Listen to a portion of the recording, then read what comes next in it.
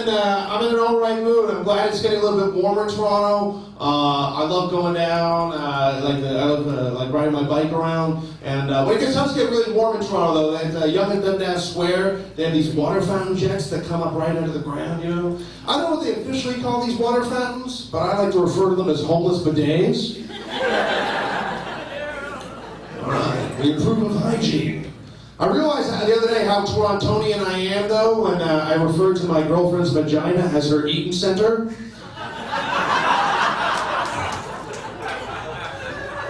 That is such a lame joke. I'm sorry. Even as a comic, I wrote that. It's like, I can't believe I'm going to finish writing this. This is so stupid. But it is true. Oh my God. As much as I enjoy the city, I wish I had the chance to get away. I wish I had the chance to go away to Mexico. My parents went away to Mexico for the entire month of December. A lot of my friends were really ignorant. You know, they would say shit to me like, aren't you worried about your parents getting murdered in Mexico? Aren't you worried? I wasn't worried at all, man. Actually, my first thought was, well, if that happens, I get a condo. My second reaction was, no, I'm not worried about them getting murdered in Mexico. I think that's a pretty ignorant thing to say. Because I don't know if you realize this, but more Canadians die every year in Canada than any other country in the entire world. You want to live, you get the fuck out of here. That's what that's... On the news, it seems like we're a lot more important when we die in other countries than right here. So I do recently try to start something a little bit new. I recently started to sponsor a child through World Vision, you know. Because you get bombarded with those infomercials late at night and you want to do something nice, right? So I started sponsoring a child through World Vision. And also now, if I ever go over to Africa, I have somewhere to crash. You know how many cups of coffee I gave up every day for you to live? 1. That was the agreement.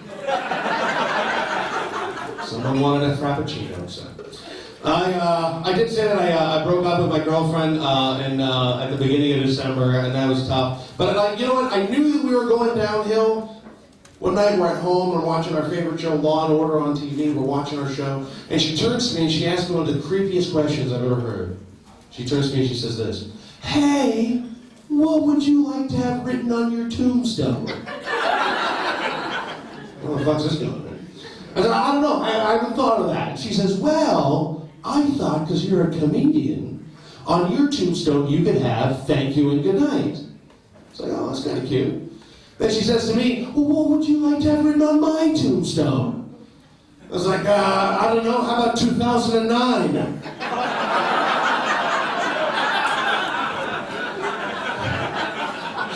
She's fine.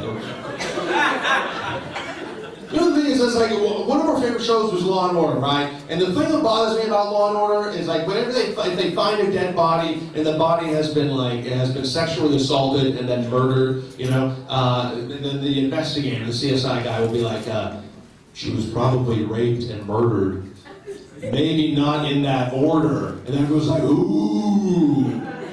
Because that's somehow more creepy to rape someone and then murder them, or murder someone and then rape them. You know what? If I had a choice and you were going to murder me and rape me, can you please murder me first? I think that's the only polite thing to do, really. You know? It's like I don't want that the last thought. I don't want that last thing to do for me on the planet Earth is for me to get raped and then murdered. I want to be up fucking in the skies, looking down at my dead body, and go, hey.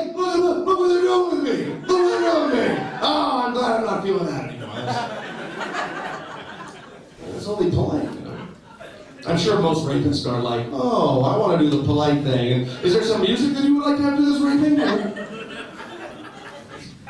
Sometimes in comedy you don't have to, sometimes you have to do gigs that you don't want to do. Sometimes you have to do jobs that you're not really thrilled with just to make a bit of cash, right? You know, you have to suffer for your art, but you got to fill in the gaps in places, right?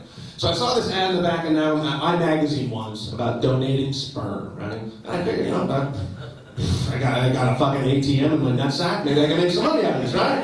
I'm not doing anything with it now. I'm just throwing it all over the place. You know, I said, I'm keeping Kleenex in business, so you know.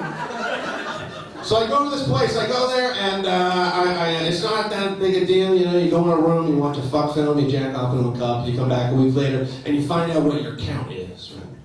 And it turned out that my count's not very high, which I'm okay with. I'm all right. That's totally fine. I'm not going to be able to pass this on to the rest of the world, you know. And also she says, "Oh, why do you think your count might not be high?" And I was like, "Well, I've been riding a bike for about 18 years. I've been smoking pot for about the same amount of time too. So they're not very motivated. You know, they're happy where they are." Right? So she says to me, she's like, "Oh, well, if you have friends of yours that want to make a little extra money, if you invite them down, and if we can make money off of their sperm, and if they use you as a reference, then you're going to get a cut of the money that we make off of them." I was like, no, she's like basically like introducing me this whole like jizz pyramid scheme. Like some Bernie Madoff, Bernie Jackoff sort of like, you know, Ponzi scheme of sperm, or, you know, she's basically telling me like how I'm going to become the Amway of cum, you know. And I was like, you know what, I can't even get my friends to show up to help me move a couch, let alone jack off into a cup. Hey, you want to make some extra money? Not that extra, but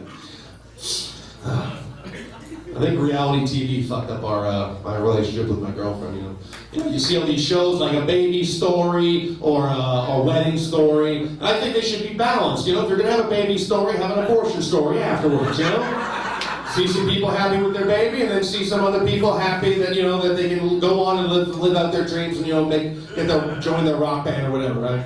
Or have a wedding story, a divorce story. But they have all these makeover shows, and I think, we make over people's houses, that's great, but, there's other people that feel sad too, and why can't, when they're inflicted with horrible diseases, why can't we lift up their spirits with like a makeover, right?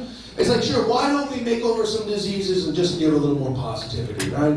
Like, why don't we put the word boogie in front of Down syndrome? Who wouldn't want boogie Down syndrome? So it's fucking right on, man. So that's the little things, is what I'm telling you. Thank you very much, everybody.